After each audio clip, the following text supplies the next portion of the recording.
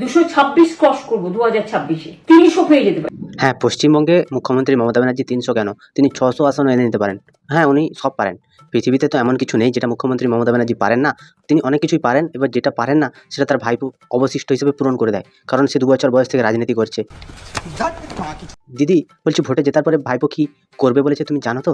যদি না জানো একটু শুনে নাও। ফল বেরোনোর পর বিজেপির ঝান্ডা ধরার লোক যেন এই মাটিতে না থাকে।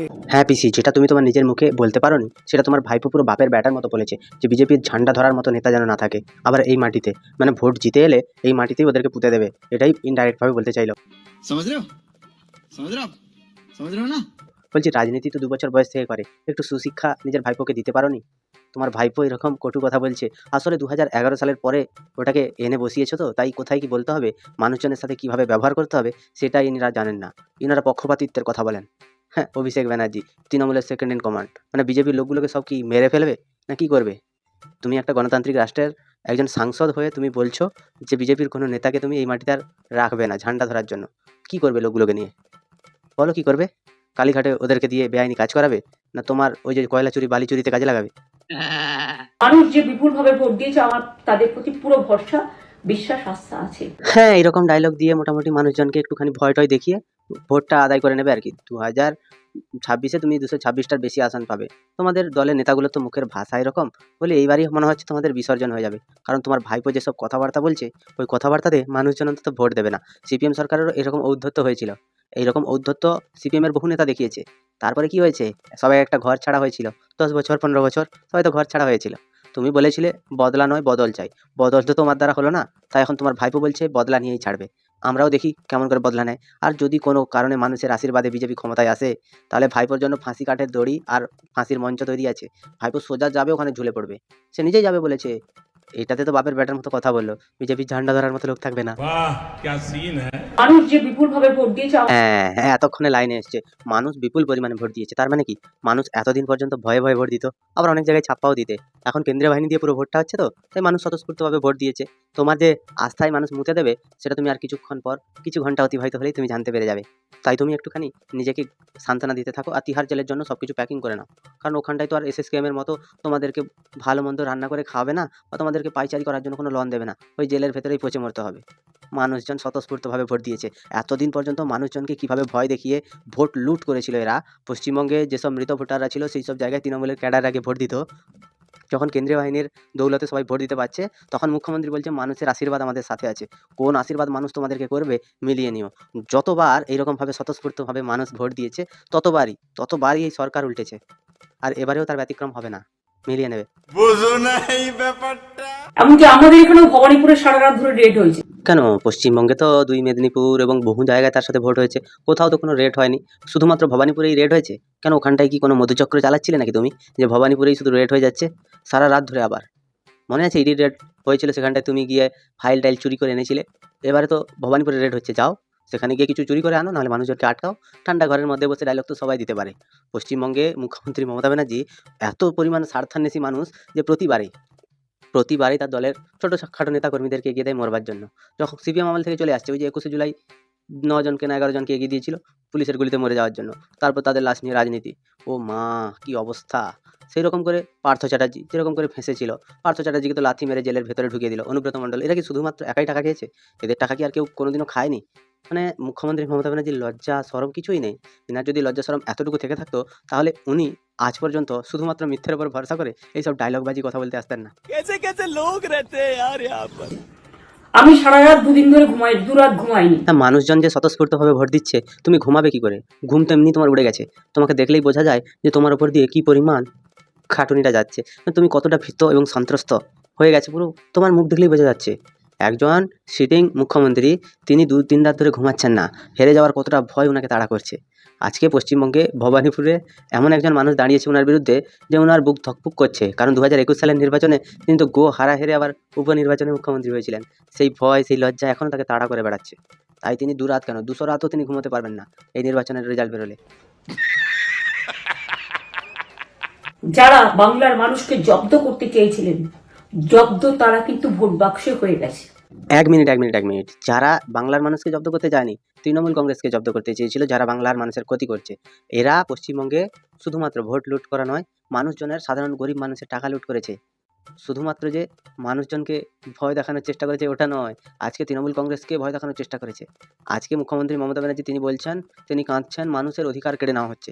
মানুষ কোন অধিকারে ভোট দিতে পারতো না আগে? একটা পঞ্চায়েত নির্বাচনে তৃণমূল কংগ্রেসের যত ক্যাডাররা আছে তারা গিয়ে ছাপ্পা মারতো। তখন এই মুখ্যমন্ত্রী কোথায় ছিল? কোথায় ছিল তার এই প্রতিবাদ?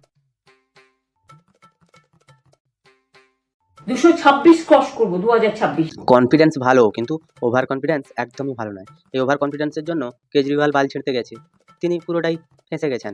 মুখ্যমন্ত্রী মমতা ব্যানার্জি তিনি এত পরিমাণে ওভার কনফিডেন্ট, 300-র বেশি আসন পাবেন, মানে পশ্চিমবঙ্গে যতগুলো আসন আছে সবগুলোই তিনি নিয়ে নেবেন বলছেন আর কি।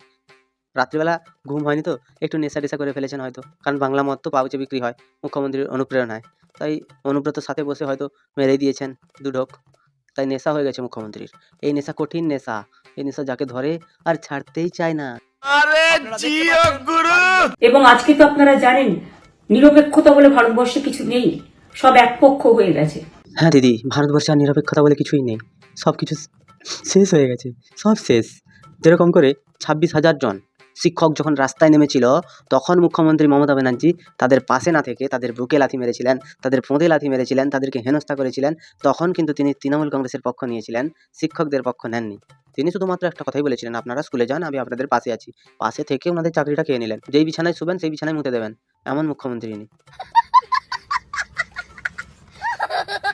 মানুষজনের কথা বলতে এসছে, আরে আর 2 দিন পরে তুমি কোথায় যাবে সেটা আগে ভেবে দেখো, তারপরে লোককে বলতে এসো। চ্যাংনামো পায়া হ্যাঁ। নিজেরা ক্যান্ডিডেটরা পাহারা দিন, দিনের বেলায় কর্মীদের রাখুন, রাতের বেলায় নিজেরা থাকুন। ক্যান্ডিডেটদের তো পাহারা দিতে হবে। তৃণমূল কংগ্রেসের একজন প্রাক্তন বিধায়ক তিনি বলিয়াছেন যে তৃণমূল কংগ্রেসে ভোটে দাঁড়াতে গেলে টাকা দিতে হয়, টাকা ছাড়া তৃণমূল কংগ্রেস কাউকে চেনে না। তো তারা টাকা দেবে, তারা ভোট বাক্স পাহারা দেবে, তারা সব কিছু করবে, আর লুটে পুটে খাবে ভাইপো আর পিসি মিলে। রাতের বেলায় বিধায়করা পাহারা দেবে, দিনের বেলায় কর্মীরা পাহারা দেবে, আলাদা লেভেলের নিয়ম। আর মুখ্যমন্ত্রী মমতা ব্যানার্জি এসি ঘরে বসে জেগে থাকবে আর কি। জেগে থাকছে না ঘুমোচ্ছে ঈশ্বরও জানে না।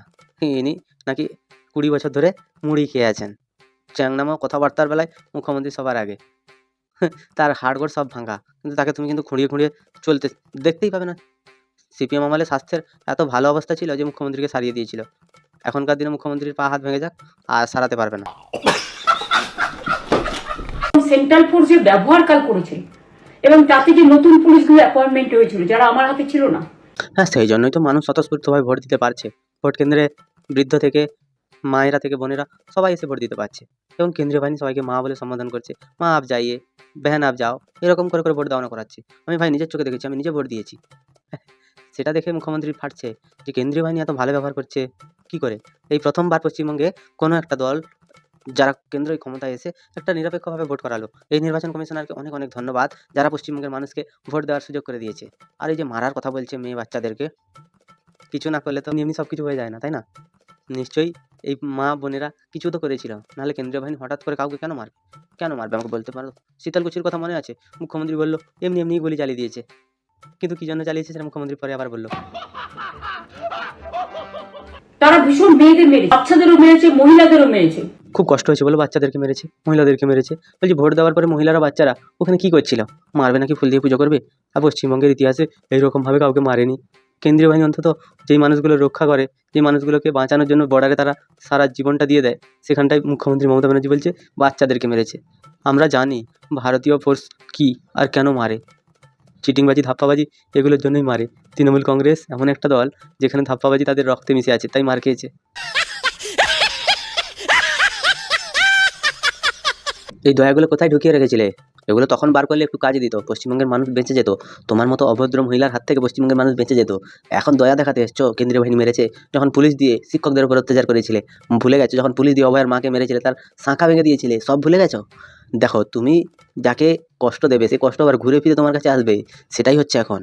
তো তোমাদের কি মতামত তোমরা আমাকে একটু কমেন্টে জানিও। যদি ভিডিওটা ভালো লাগে তাহলে লাইক করো, কমেন্ট করো, শেয়ার করো, সাবস্ক্রাইব করে দিও। পাশে থাকা বেল আইকনটা প্রেস করতে একদম ভুলবে না। সবাই ভালো থেকো, সুস্থ থেকো, সাবধানে থেকো, আর দেখতে থাকো বাংলার কুঁড়ে ঘর।